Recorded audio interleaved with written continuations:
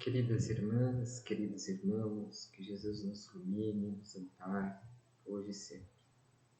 Hoje vamos estudar o capítulo 1 do Evangelho segundo o Espiritismo, a parte que se denomina o Cristo. Então nos diz o codificador acerca deste grande amigo da humanidade, o Cristo. Jesus não veio destruir a lei, isto é, a lei de Deus. Veio cumpri-la, isto é, desenvolvê-la, dar-lhe o verdadeiro sentido e adaptá-la ao grau de adiantamento dos homens. Por isso é que se nos depara nessa lei o princípio dos deveres para com Deus e para com o próximo, base de sua doutrina. Quanto às leis de Moisés propriamente ditas, ele, ao contrário, as modificou profundamente, quer na substância, quer na forma, combatendo constantemente o abuso das práticas exteriores e as falsas interpretações, por mais radical reforma, não poderia fazê-las passar do que as reduzindo a esta única prescrição: amar a Deus acima de todas as coisas e ao próximo como a si mesmo. E acrescentando: aí estão a lei e os profetas. Por estas palavras, o céu e a terra não passarão sem que tudo seja cumprido, até o último iota. Quis dizer Jesus ser necessário que a lei de Deus tivesse cumprimento integral, isto é, fosse praticada na terra inteira, em toda a sua pureza, em todas as suas ampliações e consequências. Efetivamente, de que serviria haver sido promulgada aquela lei se ela devesse constituir privilégio de alguns homens ou sequer de um único povo? Sendo filhos de Deus, todos os homens, todos sem distinção nenhuma, são objetos da mesma solicitude. Mas o papel de Jesus não foi o de um simples legislador moralista, tendo por exclusiva autoridade a sua palavra. Cabia-lhe dar cumprimento às profecias que lhe anunciaram o advento. A autoridade lhe vinha da natureza excepcional do seu espírito e da sua missão divina. Ele viera ensinar aos homens que a verdadeira vida não é a que transcorre na terra, e sim a que é vivida no reino dos céus. Viera ensinar-lhes o caminho que a este reino conduz, os meios que eles deles se reconciliarem com Deus e de pressentirem esses meios na marcha das coisas por vir, para a realização dos destinos humanos. Entretanto, não disse tudo, limitando-se respeito a muitos pontos a lançar.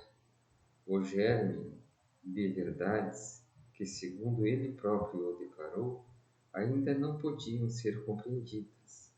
Falou de tudo, mas em termos mais ou menos implícitos. Para ser compreendido o sentido oculto de algumas palavras suas, mister se fazia que novas ideias e novos conhecimentos lhes trouxessem a chave indispensável, ideias que, porém, não podiam surgir antes que o espírito humano houvesse alcançado um certo grau de madureza. A ciência tinha de contribuir poderosamente para a inclusão e o desenvolvimento de tais ideias. Importa, pois, dar à ciência o tempo para progredir. Então, meus queridos irmãos e irmãs, esta é a mensagem para nós refletirmos no dia de hoje sobre Jesus, não é?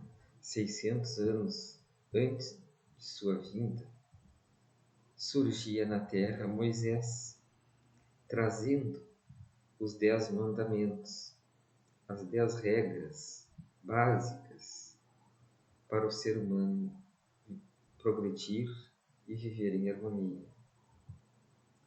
As demais leis de Moisés, que ele criou, as ditas leis mosaicas, tinham o sentido de conter a barbárie do povo da época.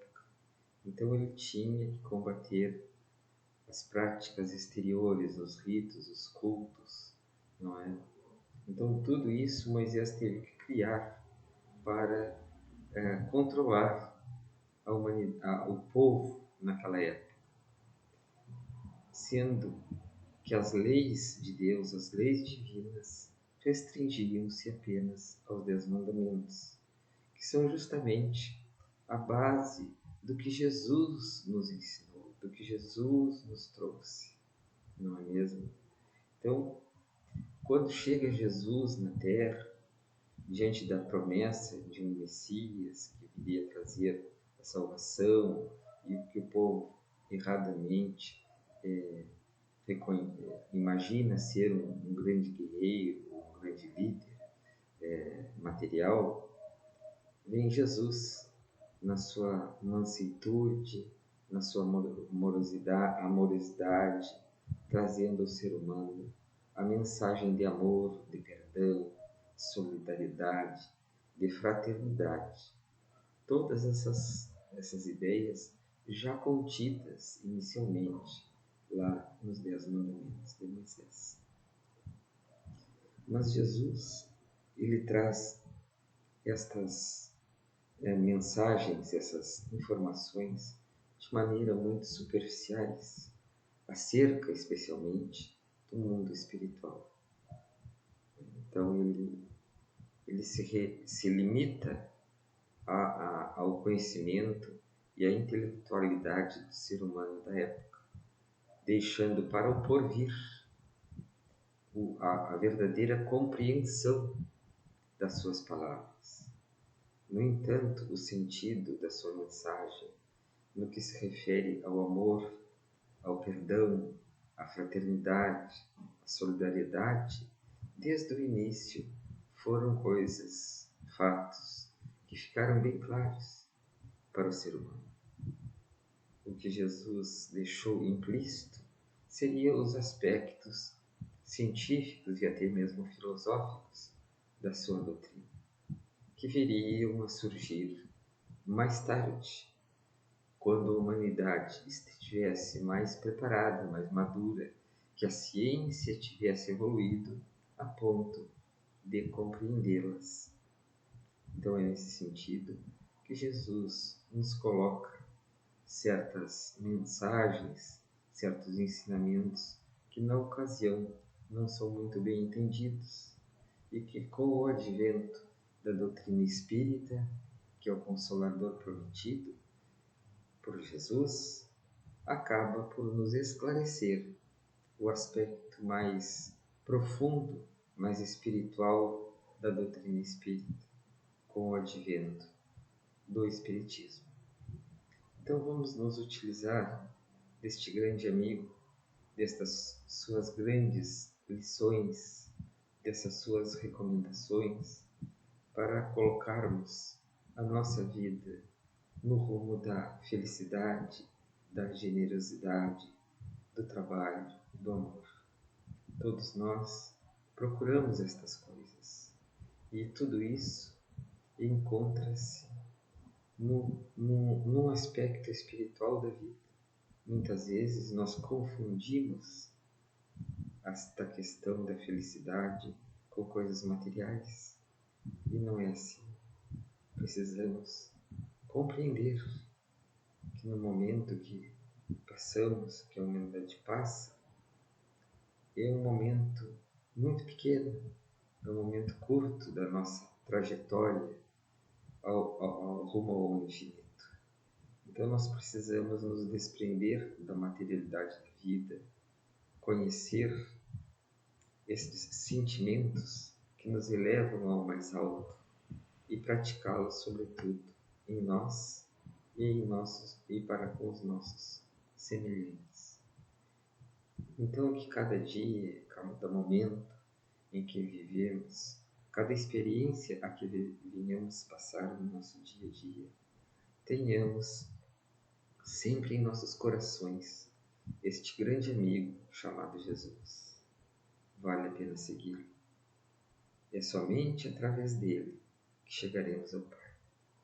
Muita paz, muita luz, meus queridos irmãos e irmãs, e que possamos, todos nós, diante desta caminhada, encontrá-lo e sermos felizes, serenos, juntamente com os nossos irmãos de caminhada. Que assim seja.